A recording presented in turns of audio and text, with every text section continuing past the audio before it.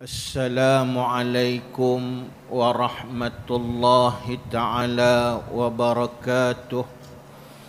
Bismillahirrahmanirrahim. Alhamdulillahilladzi an'ama alaina bil iman walladzi an'ama alaina bil islam والذي أنعم علينا بالشهر المبارك والنعامة والذي هدانا لهذا وما كنا لنهتدي لولا أن هدانا الله أشهد أن لا إله إلا الله وحده لا شريك له وأشهد أن محمدًا عبده ورسوله سيد الجن والبشر رب اشرح لي صدري ويسر لي أمري واحلل عقدة من لساني يفقه قولي اللهم أرنا الحق حقا وارزقنا اتباعه وأرنا الباطل باطلا وارزقنا اجتنابه قال الله تعالى في القرآن العزيز أعوذ بالله من الشيطان الرجيم والذين يبيتون لربهم سجدا وقياما صدق الله العظيم. Yang dihormati Tuan Imam, yang dihormati ahli jawatan kuasa serta pegawai-pegawai masjid, yang dihormati alim ulama, pimpinan masyarakat, seterusnya muslimin dan muslimat, ikhwatal iman rahimakumullah. Pertama-tamanya pada malam ini, malam yang penuh dengan rahmat dan barakah, malam 24 Ramadan 1443 Hijriah, ini membawa makna kita sedang berada di penghujung bulan Ramadan, 10 akhir Ramadan. Yang kalau sebelum Ramadan dulu, bulan Rajab, kita sudah merasai kehangatan dan kerinduan untuk bertemu dengan bulan Ramadan. Kita mengharapkan dengan doa yang disunnahkan daripada Nabi sallallahu alaihi wasallam, Allahumma barik lana fi Rajab wa Sya'ban wa ballighna Ramadan. Ya Allah, ya Tuhan kami, berkatkanlah kami dengan bulan Rajab dan Sya'ban, dan temukan kami, sampaikan kami dapat berada pada bulan Ramadan. Alhamdulillah, doa ini diperkenankan oleh Allah Subhanahu wa ta'ala. Kita diberi kehidupan, lapang masa, kesihatan, dapat bertemu dengan bulan Ramadan. Malah sedar tak sedar, maka kita sekarang sudah berada di penghujung Ramadan. Ramadan pun sudah berkira-kira untuk meninggalkan kita. Maka saat-saat yang berbaki ini kita rebut sepenuhnya kemuliaan daripada Allah Subhanahu wa ta'ala. Dan alhamdulillah kita terpilih pada malam-malam 10 akhir Ramadan ini untuk menjadi manusia yang paling dikasihi oleh Allah, iaitulah kita menghidupkan malam-malam Ramadan dengan penuh keimanan dan sentiasa mengharapkan keredaan Allah untuk menjadi manusia yang dekat dengan Allah Subhanahu wa ta'ala. Disebut oleh Nabi sallallahu alaihi wasallam, man qama ramadana imanan wa ihtisaban ghufira lahu ma taqaddama min zambih au kama qala. Sesiapa yang mendirikan malam-malam bulan Ramadan dengan ibadah dan ketaatan kepada Allah Subhanahu wa taala dengan penuh keimanan, imannya sempurna kepada Allah Subhanahu wa taala, dan dia juga sentiasa menjadi insan yang sentiasa mengharapkan rahmat dan keredaan Allah Subhanahu wa taala. Hadiah hebat yang Tuhan beri kepada dia, dia akan diampunkan sekalian dosa-dosanya yang terdahulu. Jadilah ia seperti insan yang baru lahir dalam keadaan fitrah, tuhur, suci dan bersih daripada dibelenggu oleh sebarang dosa dan maksiat kepada Allah Subhanahu wa taala. Kenapa saya bicarakan persoalan ini? Kerana tajuk yang diberi kepada saya, tajuk yang pendek tapi dia merangkumi satu perbicaraan yang cukup besar dan luas, iaitulah tajuk tahajud. Tuan-tuan muslimin muslimat yang dirahmati oleh Allah, dan bila kita membicarakan tajuk tahajud, kita membicarakan tentang sifat manusia yang benar-benar beriman dan taat pada Allah Subhanahu wa taala. Kita membicarakan tentang satu sifat golongan manusia yang disebut oleh Allah sebagai hamba yang paling dikasihi oleh Allah Subhanahu wa taala. Ayat yang saya bacakan kepada tuan-tuan tadi yang dipetik daripada surah Al-Furqan, ayat 63 ke atas, 63, 64, 65, 66, 67. Di sana kalau kita buka surah Al-Furqan, Tuhan menyebut tentang satu golongan manusia yang dinamakan manusia itu sebagai ibadur rahman. Apa maksud ibadur rahman? Hamba yang paling dikasihi oleh Allah Subhanahu wa taala, yang bersifat pemurah dan bersifat penyayang. Maka di sana pada ayat surah Al-Furqan itu Allah Ta'ala atur satu persatu tentang sifat golongan yang disebut dengan ibadur rahman ini. Antaranya Tuhan sebut wa ibadur rahmanil ladzina yamshuna 'alal ardi hauna wa idza khatabahumul jahiluna qalu salama. Dan tibalah pada ayat wallazina yabituna lirabbihim sujjadan wa qiyama, dan mereka itu ialah orang-orang yang disebut dengan ibadur rahman, allazina yabituna lirabbihim, sentiasa memperuntukkan malam mereka itu khusus demi kepentingan Tuhan mereka. Sujada, mereka sentiasa sujud kepada Allah Subhanahu wa taala. Wa qiyama, dan kemudian mereka bangun mendirikan hak-hak supaya mereka ini sentiasa dekat dengan Allah Subhanahu wa taala.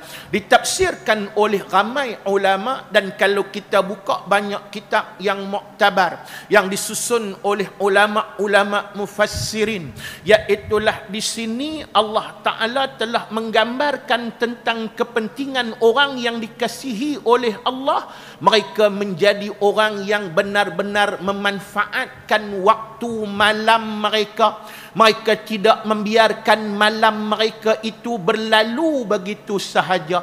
Malah mereka tidak akan menjadikan malam mereka seperti mana yang disebut di dalam sepotong hadis Nabi sallallahu alaihi wasallam, riwayat Ibnu Hibban daripada Sayyidina Abu Hurairah radhiyallahu anhu.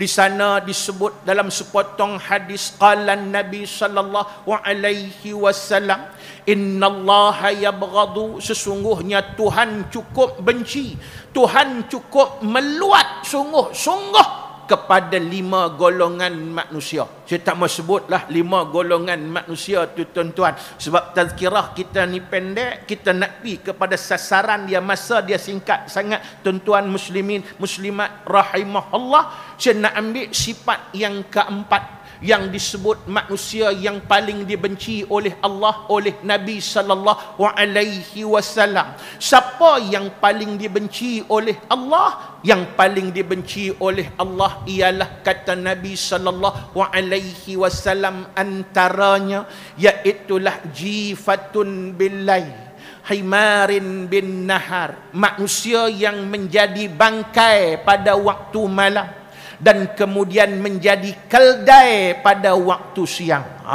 Tu dia Nabi Buh terus, iaitulah sifat dia tuan-tuan. Bangkai pada waktu malam Nabi sebut, dan dia menjadi keldai pada waktu malam. Apa maksud bangkai pada waktu malam? Bangkai pada waktu malam ialah disebut oleh Nabi, ditafsirkan oleh ulama-ulama hadis, iaitulah mereka yang membiarkan malamnya berlalu begitu sahaja, tidak diambil manfaat untuk menjadikan dia seorang yang unsu ilallah, dapat berjinak-jinak sepenuhnya dengan Allah Subhanahu wa ta'ala, dapat mendekatkan diri sepenuhnya dengan Allah. Kalau dia jenis kaki tidur, tuan-tuan, dia tidur sungguh-sungguh malam, lepas itu sambung subuh, sambung pagi, tidur lagi, lepas itu sambung lagi, iaitulah sampai tengah hari baru dia bangkit, tuan-tuan muslimin muslimat rahimahullah.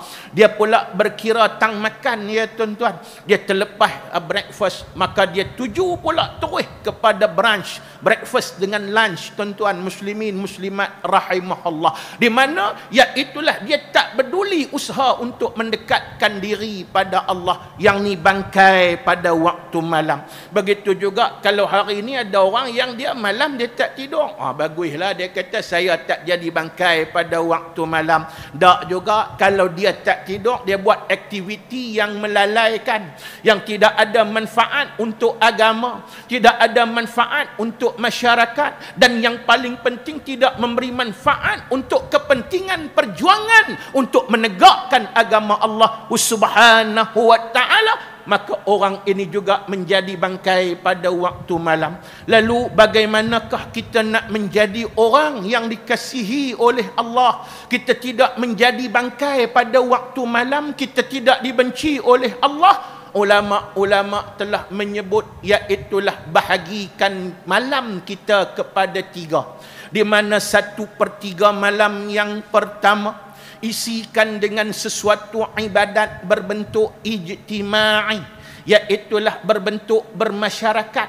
Macam contoh, kalau bulan Ramadan, hujung-hujung Ramadan ini, jadikan satu, iaitulah maghrib kita iftar, jadikan ibadat. Kemudian iaitulah maknanya kita pula sembahyang maghrib, jadikan berjamaah. Kemudian kita datang di masjid, kita dirikan sembahyang isya berjamaah, tarawih berjamaah, witir pun berjamaah, tuan-tuan. Yang ni kalau boleh jangan tinggal sungguh-sungguh, kerana the one and only, iaitulah ibadat witir yang disunatkan berjamaah hanya ada pada bulan Ramadan, tuan-tuan muslimin muslimat rahimahullah, tak ada pada bulan-bulan yang lain. Begitu juga kita balik di rumah kita saat lagi nak tidur, kita bergurau senda dengan anak bini kita, melawak dan sebagainya, menambahkan ikatan hubungan kasih sayang sama ahli keluarga, ia juga satu ibadat, maka itulah ibadat ijtima'i. Kemudian 1/3 malam yang kedua isikan dengan tidur. Kita bagi ada kerehatan pada tubuh badan kita, tuan-tuan. Jangan tak tidur langsung, kerana tubuh badan kita pun ada hak. Kerana kalau kita tak tunaikan hak tubuh badan kita, kita juga termasuk orang yang dibenci oleh Nabi sallallahu alaihi wasallam. Pasal teringat saya sepotong hadis. Hadis ni panjang tapi kita cerita, kita padatkan, tuan-tuan. 3 orang sahabat, mereka cukup mencintai Nabi sallallahu alaihi wasallam. Mereka nak ikut macam peribadi Nabi dan nak ikut amalan Nabi. Mereka datang ke rumah Nabi, salah seorang isteri Nabi yang bernama Ummu Salamah. Mereka datang pada waktu itu Nabi tak ada di rumah. Mereka pun temulah, iaitulah temu duga, tanya itu tanya ini pada Ummu Salamah tentang ibadat yang dilakukan oleh Nabi sallallahu alaihi wasallam. Lepas habis semua cerita, tentulah ibadat Nabi ni hebat, tuan-tuan muslimin muslimat rahimahullah. 3 orang sahabat ini berikrar, Sahabat pertama kata, aku tak mau kahwin. Kahwin payah lagi, nak buat ibadat apa semua payah. Lah aku nak membujang sampai ketua. Aku tak mau pulun iaitulah kepada perkahwinan, kerana sesungguhnya aku nak jadi orang yang abid, sentiasa mendekatkan diri pada Allah. Hak seorang pula kata, aku kalau boleh nak puasa sampai aku habis umur sepanjang tahun. Aku hanya tak berpuasa 5 hari, sebab 5 hari itu diharamkan berpuasa. Setahun itu 360 hari aku nak puasa. Sehari pun aku tak mau puasa, sebab aku nak rebut kemuliaan macam ada pada Nabi SAW. Dan seorang pula kata, iaitulah aku kira nak pulun dengan ibadat. Aku tak mau tidur sepanjang hidupku pada waktu malam. Kebetulan bila mereka isytihar macam tu tuan-tuan, Nabi baru balik. Nabi terdengar apa yang mereka sebut. Berubah muka Nabi SAW. Nabi sebut, an-nikahu sunnati, faman raghiba an sunnati falaysa minni, au kama qala. Sesiapa nikah tu sunnahku, siapa yang benci dengan sunnahku, dia bukan daripada kalanganku, kata Nabi SAW. Dan itu Nabi sebut tubuh badan kita ada hak, bagi hak dia. Lepas tu diri kita ada hak, ahli keluarga kita pun ada hak. Pasal itu hukum berpuasa setahun tak berhenti, iaitulah sepanjang tahun puasa. 5 hari ya tak puasa tuan-tuan, hukumnya makruh puasa tuan-tuan. Muslimin muslimat rahimahullah. Tambah-tambah kalau tak tidur langsung. Pasal itu tidur saat untuk menjadikan kita dapat kerehatan pada tubuh badan kita. Dan kemudian pada 1/3 malam yang akhir, dekat-dekat dengan subuh, iaitulah waktu itu isikan pula dengan ibadat. Ibadat berbentuk apa? Infiradi, perseorangan, bukan lagi ijtimai. Dia mau iaitulah tambah-tambah waktu tu, mungkin orang lain tengah duk tidur, dia dengan Allah Subhanahu wa ta'ala, al-unsu ilallah, berjinak-jinak dengan Allah. Sebab itu dia mau tidur dulu, bangkit tu, yang itulah yang disebut kalau sembahyang dengan ibadah yang disebut tahajud. Sebab itu tahajud ni dia mau terlelap juga walaupun sekejap di atas muka bumi Allah, untuk dia rebut apa yang disebut oleh Allah sifat orang yang beriman lagi. Apa kata Allah? Tatajafa junubuhum 'anil madaji' yad'una rabbahum khaufan wa tama'a. Sadaqallahul azim. Mereka orang-orang yang beriman dengan mudah merenggangkan iaitulah lambung-lambung mereka daripada tempat tidur mereka. Mereka bangun untuk berdoa pada Allah dalam keadaan sentiasa gerun dengan kebesaran dan keagungan Allah, dan sentiasa tamak dan mengharapkan apa yang disebut rahmat dan keredaan Allah. Ini merupakan amalan utama yang sepatutnya dilakukan oleh pejuang-pejuang Islam. Bagi pejuang Islam, ia wajib sewajib-wajibnya, seolah-olah hukumnya wajib, kata ulama. Sebab iaitulah orang yang menghidupkan waktu malam inilah yang akan mudah untuk menurunkan ma'unah dan juga nusrah, pertolongan daripada Allah Subhanahu wa ta'ala. Kalau kita kaji sejarah mereka yang hebat, sama ada kita ambillah pimpinan pejuang Islam yang hebat, Sultan Muhammad Al-Fatih, begitu juga iaitulah Izzuddin Al-Qassam, dan banyak lagi tokoh-tokoh yang hebat. Mereka akan menjadi manusia yang berlawanan dengan hak yang dibenci oleh Allah. Kalau Tuhan benci tadi apa dia? Iaitulah menjadi bangkai pada waktu malam.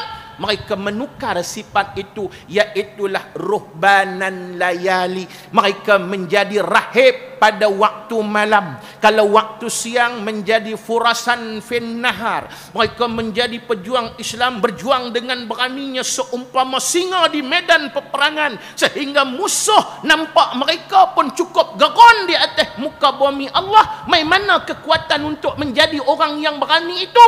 Kekuatan itu puncanya menjadi ruhbanan layali, iaitulah orang yang sentiasa menjadi rahib pada waktu malam, mendekatkan diri pada waktu malam di atas muka bumi Allah Subhanahu wa ta'ala. Sebab itu ibadat ini infiradi, perseorangan, supaya ada satu sentuhan yang sempurna, sentuhan yang seni, iaitulah maknanya disebut sebagai al-unsu ilallah. Kita berjinak-jinak dengan Allah Subhanahu wa ta'ala. Dan saya tak payah cerita kaifiat dan sebagainya, cara tahajud apa semua, sebab tuan-tuan sudah maklum. Yang tu boleh dapat daripada kuliah. Cuma saya buka petang tadi satu kitab, iaitulah membicarakan banyak persoalan dan hikmah. Maka saya jumpa iaitulah antara kelebihan utama, hadiah hebat Tuhan bagi kepada orang yang mengekalkan tahajud ini. Dia sentiasa berjinak-jinak dengan Allah Subhanahu wa ta'ala. Antara hadiah yang Tuhan beri kepada dia, tuan-tuan, iaitulah yang pertama, sakinatul qulub, ketenangan hati, wasalamatus sudur, dan ketenteraman jiwa. Tenang hati, tenteram jiwa ni kita perlu sungguh-sungguh. Sebab kita duduk di dunia, di akhir zaman ini cukup banyak, iaitulah mihnah, tribulasi. Tambah-tambah kalau kita pejuang Islam, lagi banyak cabaran dan juga challenge yang berusaha untuk menjauhkan kita daripada rahmat Allah Subhanahu wa ta'ala. Nak bagi sempurna, kita kena ada jiwa yang tenang. Kita kena ada hati yang tenteram, tuan-tuan. Dan hati tenteram, salah satu nak bagi dapat jiwa tenang, hati tenteram, rajin bertahajud di atas muka bumi Allah Subhanahu wa ta'ala. Istiqamahlah dengan tahajud. Satu. Yang kedua, disebut oleh ulama, istijabatud doa. Doa kita mudah diperkenankan oleh Allah Subhanahu wa ta'ala. Pasal kita berjinak-jinak dengan Tuhan, Tuhan nak biar kan? Dah, Tuhan bagi kat kita hadiah. Macam kita pergi rumah orang, orang tu sayang kat kita, nak balik, dia bagi hadiah kat kita. Yang ni pun samalah, Tuhan bagi hadiah. Apa dia? Iaitulah mustajabnya doa kita di atas muka bumi Allah. Dua. Yang ketiga, iaitulah istihalatul ma'isyah, iaitulah kehidupannya akan dipermudahkan oleh Allah, didorongkan jadi senang dan mudah. Orang lain ni dia jadi payah kehidupan, bab dia ringgit payah, bab nu payah, bab ni payah. Tapi bagi orang yang mengekalkan tahajud, dia akan menjadi mudah segala perkara, jadi smooth, lancar kehidupan dia di atas muka bumi Allah Subhanahu wa ta'ala. Dan yang keempat, iaitulah syifaun nafs, iaitulah Tuhan adikan tahajud itu sebagai penawar utama kepada sebarang penyakit yang wujud dalam diri dia. Lebih-lebih lagi penyakit yang paling bahaya kepada manusia. Apa dia penyakit paling bahaya pada manusia? Tanya kita macam-macam jawapan lah. Ada kata kanser, ada kata COVID-19 apa semua. Dah, penyakit paling bahaya kata ulama ialah al-haznu. Apa dia al-haznu? Bahasa moden dia kata stres. Ni penyakit yang paling bahaya sekali, tuan-tuan. Kalau ada stres ni, hang ada darah tinggi jadi teruk. Hang ada kencing manis lagi jadi teruk. Kalau ada kanser lagi teruk. Punca dia stres. Dan memang hari ini banyak manusia penyakit utama dia stres.